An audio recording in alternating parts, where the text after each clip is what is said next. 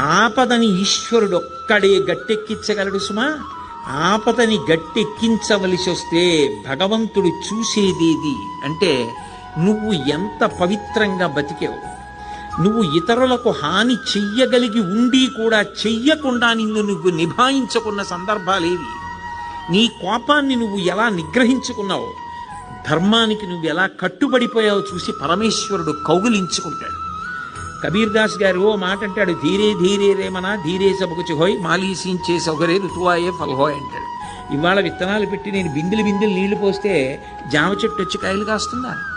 ఇవాళ విత్తనం పెట్టి కొద్ది కొద్దిగా నీళ్లు పోస్తే ఒక 5 ఏళ్ల తర్వాత చెట్టే విరగ కాస్తుంది. ధర్మాన్ని నమ్ముకున్నవాడు పాడవడు. ధర్మానికి ఫలితం శాశ్వతమైన ఫలితం కాలంలో కనపడుతుంది. ఆనాడు ధర్మం పట్టుకున్నవాడు ఎంత గొప్పవాడో మిగిలిన వాళ్ళకి కూడా ఆదర్శం అవుతాడు. ధర్మం వదిలినవాడు నశించిపోతాడు.